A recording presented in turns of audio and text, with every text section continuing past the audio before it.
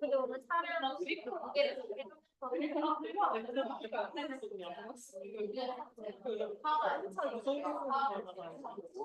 자동차 일부야.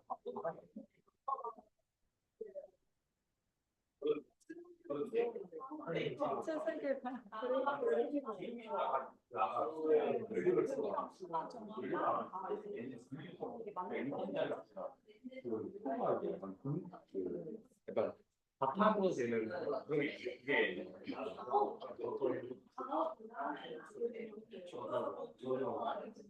저 여기로 가겠습니다. 코가 또 어떤 그럼 뭐라 하지? 근원이라는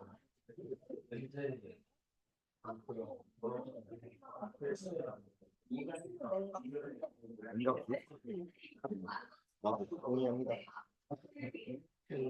다 됐어요? 여기는? 쓰는 게 문제가 아니라 말하는 거. 이야기하는 게 이야기해서 해주세요. 예.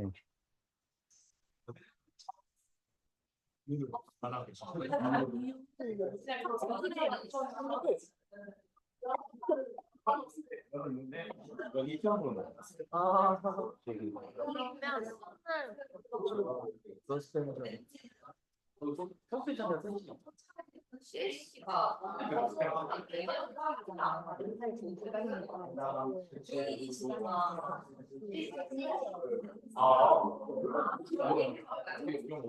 늘어났는데 우리 게 아닌데.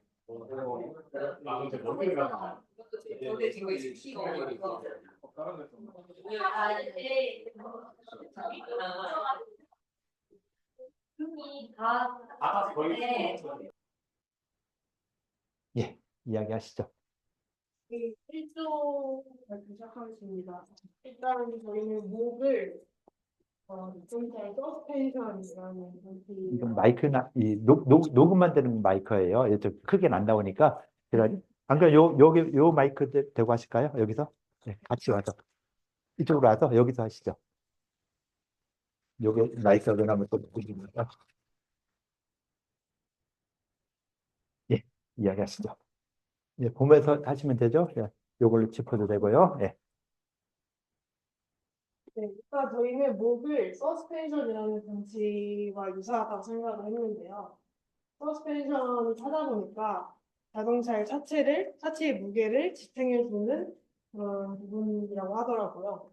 그래서 이 자동차를 위로 이렇게 받쳐주는 힘을 나무가 위로 솟아가는, 확장하는 그런 양상과 유사하다고 생각을 해서 목을 서스펜션이라고 명명을 지었고요. 그리고 추가하자면 줄기가 이제 바람에 흔들려도 제자리를 지키는 그런 모습이 서스펜션을 이렇게 차체를 지탱해주는 그런 유연성과 비슷하다고 생각했습니다. 그래서 목을 서스펜션이라고 했고요. 그 다음에 활을 엔진이라고 이야기가 나왔어요. 왜냐하면 엔진은 자동차를 움직이게 해주는, 그러니까 연료를 연소를 해서 불 연소를 해서 나아가게 해주는 에너지를 만들어주기 때문에 활을 엔진이라고 했고요. 그다음에 토를 타이어라고 했습니다.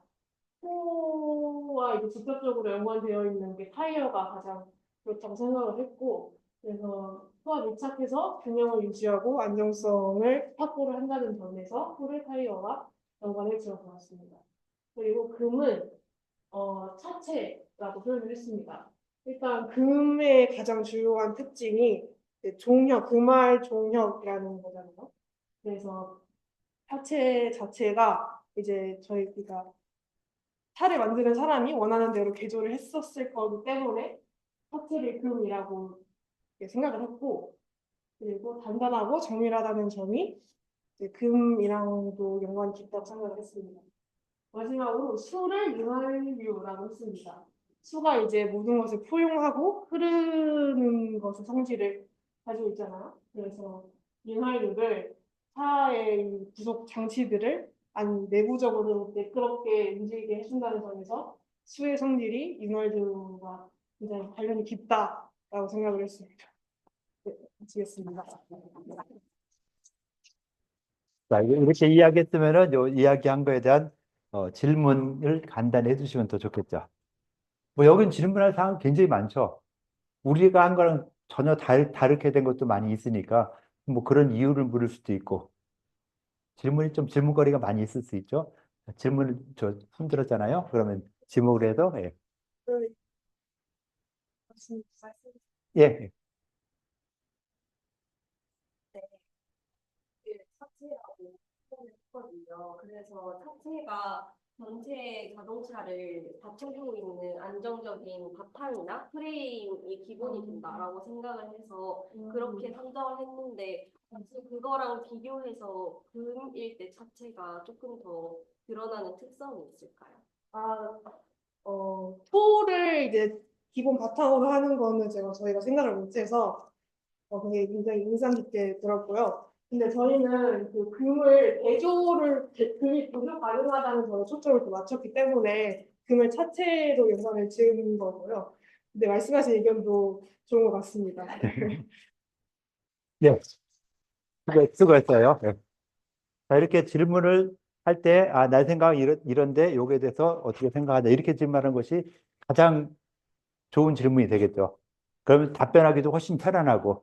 그러니까 좀 쉽게 질문해 주시는 것이 가장 좋아요.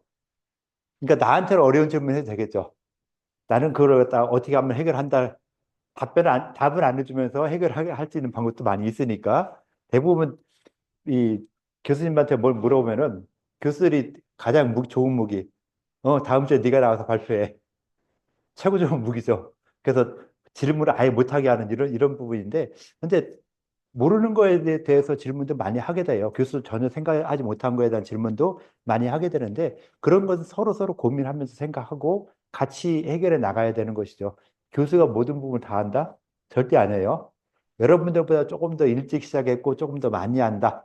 이것이지 모든 걸 다 한다? 절대 아니니까 뭐 교수가 모른다고 뭐라고 하지 말고 교수도 모르는 게 있구나. 그럼 나는 이렇게 생각하는데 또 거기에 대해서 좀 더 생각해 보자. 이렇게 해주시면 훨씬 좋으니까 질문하는 거, 그 다음에 이거는 왜 이럴까 하는 이런 부분들 좀 더 많이 생각해 보시면은 훨씬 더 좋을 수 있다라는 거 볼 수 있죠. 자, 이렇게 해서 이제 오행 개념, 각각에 대한 개념들은 어느 정도 됐으리라고 보고 상생상극이란 것도 저기서 인강에서 했던 내용으로 좀 알고 있으시면 좀 더 좋을 것 같아요. 그죠? 그래서 상생이란 것과 상극, 거기에 뭐 상모, 상반, 상해 뭐 이런 거 있는데 그건 다 몰라도 돼요. 지금은. 나중에 또 그걸 또 배우니까 그때 가서 좀 더 구체적인 것도 알게 하도록 하고 지금은 상생과 상극, 오행이 상생해서 어떤 두 가지 관계에 있을 때 엄마와 자식이다. 이렇게 생각하면 아주 쉽죠. 부모와 자식이다.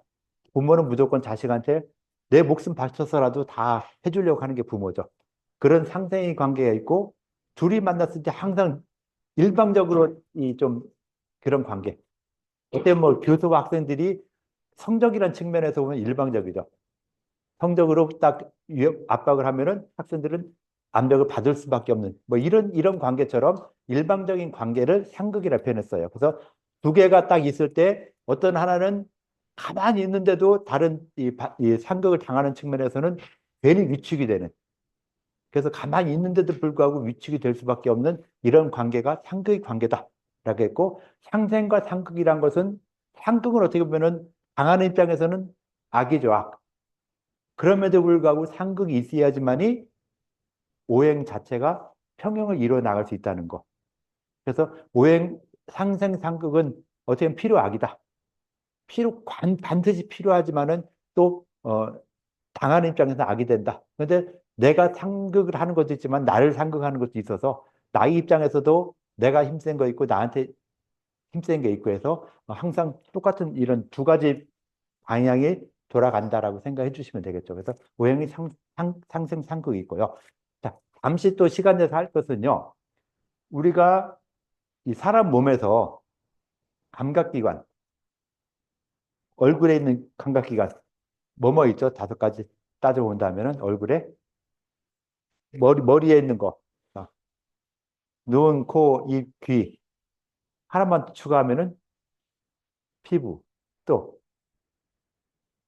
이마, 턱, 혀, 자, 혀까지. 자, 눈, 코, 입, 귀, 혀. 자, 눈은 어떤 역할을 하죠? 코는, 입은, 귀, 혀. 각각 기능이 있겠죠? 어떤 기능이라는 걸 대략 알고 있죠? 생물 시간에도 안 배웠겠지만은 했고, 대략 알고 있어요. 자, 눈, 코, 입, 귀를 오행이 한번 배속시켜 볼까요? 요거 밑에다가, 여기다가 눈, 코, 입, 귀를 배속을 시키고 그 이유도 한번 생각을 해보세요.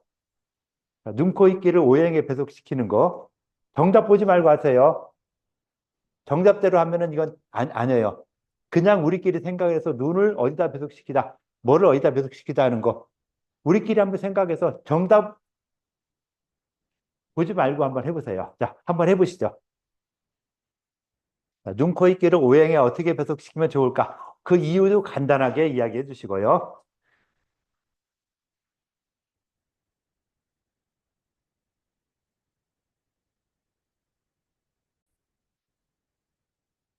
네, 6조. 네.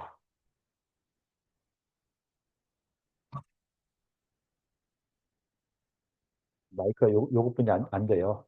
요걸 보고 하시던가요? 네. 저희는 목을 혀에 비유를 했는데 목이 곡지계의 성질을 가진 것처럼 혀도 우리가 말하고 싶은 내용에 따라서 변화하기 때문에 목을 혀에 비유했습니다. 그리고 저희는 화를 코로 비유했습니다. 화가 금방 이제 타오르다가 이제 금방 꺼지기도 하는데 우리의 코도 생각해 보면은 코가 쉽게 피로해져요. 그래가지고 우리가 예를 들어서 어디 길을 가는데 빵집이 있어가지고 빵 냄새가 막 나는데 거기 계속 있으면은 더 이상 그 맛있는 빵 냄새가 잘 안 나잖아요. 그래서 쉽게 피로해진다. 그리고 불도 금방 타올랐다가 꺼진다는 점에서 화를 코에 비유를 했습니다. 그리고 저희는 귀를 토에 비유를 했는데 저희는 의사소통의 기본은 경청, 듣는 거라고 생각을 합니다. 그래가지고 만물의 근본인 토인 것처럼 소통의 근본, 귀라고 생각을 해서 토를 귀에 비유를 했습니다.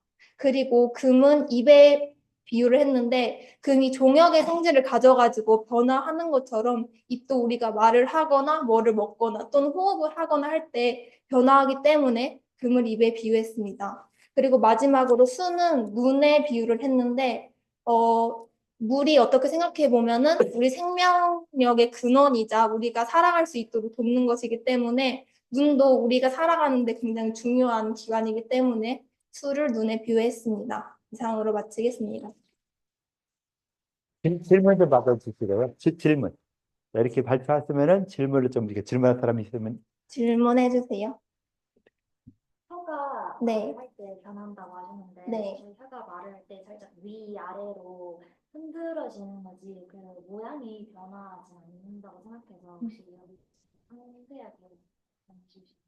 혀의 위치가 변화하는 것도 어떻게 보면 혀가 그 변화의 과정을 거친다고 보기 때문에 그리고 또 우리가 생각해 보면 예를 들어서 기역을 발음하면은 우리 혀가 이런 식으로 꺾이고 니은을 발음하면은 이 아래쪽으로 붙어가지고 이런 식으로 모양이 좋은 기관이 변화하기 때문에 그러한 점에서 혀가 변화한다고 저희는 생각을 했습니다. 네, 네. 네. 수고하셨습니다. 네. 그런 식으로 좀 서로 생각을 이야기해 주면 돼요. 정답으로 보면 정답 다 틀렸어요. 정답 틀렸는데 상관없죠. 지금 내가 이렇게 했던 것이 다음에 내년에 또 이런 유사한 걸 할 때 또 좀 더 정확하게 할 수 있고 또 다음에 또 하면 또 정확하게 할 수 있고 한 게 이게 중요한 것이지 정답 맞추는 게 중요한 게 아니에요. 그래서 우리 수업에서 항상 내 수업에서 거의 그래요. 정답을 얘기한다. 난 별로 달갑게 생각하지 않아요. 그냥 틀리더라도 내 생각을 갖다가 제대로 이렇게 이야기할 수 있는 거. 이런 생각들이 또 시간이 지나면서 내 생각이 그때 잘못됐네 하고 수정할 수 있는 거. 이게 더 중요한 거예요. 내가 언제든지 수정할 수 있는 거, 이게 중요한 것이지 정답 맞춘다는 것은 이것도 여러분들 아까 검색해보라면 전혀 다른 검색 결과가 나올 거예요. 근데 그거는 어떻게 보면 외울 수밖에 없는데 내 수업하면서 외우지 않는다 했잖아요. 외우지 않고 그냥 여러분들이 생각해 나는 거, 이런 몇천 년에 걸친 이런 내용에 걸쳐서 이렇게도 이야기하고 또 어떤 사람들은 또 이렇게 이야기하는 것들이 다 바뀌죠. 귀, 코, 눈, 입, 혀. 전혀 다르죠. 또 전혀 다르고 하는 것들이 이런 것들이 계속 모이고 쌓여가면서 이걸 갖다가 오행배석하면 목설급이다 라고 이렇게 이야기를 하고 하는 이런 식이 되는 것이죠. 그러니까 이런 과정을 우리가 한의학을 배우면서 한의학을 공부하면서 이제 하나하나 거꾸로 유추해 나가고 있다. 옛날 사람들이 했던 방법대로 한번 해보고 있다라고 생각해 주시는 게 더 좋을 수 있겠죠. 그래서 우리 수업에서 정답 안 돼도 좋아요. 그냥 했다는 데 의미 두시면은 가장 좋죠. 나는 이렇게 했다. 이렇게 공부한다 하는 거, 정답은 우리가 아마 우리 분반하고 또 다른 분반하고 똑같은 시험을 보면은 어디가 다를 것 같아요? 저쪽이 훨씬 더 잘해야죠. 우리는 그런 이 책에 대한 이런 것보다는 좀 더 기본적인, 근본적인 생각을 좀 더 고민하고 하는 이런 쪽으로 많이 가기 때문에 이렇게 좀 해보면 아마 글로 쓰는 이런 시험 문제 하면 우리가 훨씬 더 잘할 거예요. 그냥 이렇게 찍는 문제 하면은 저쪽에 훨씬 더 잘할 수 있고. 그래서 어디야? 연세대학교 의과대학에서도요.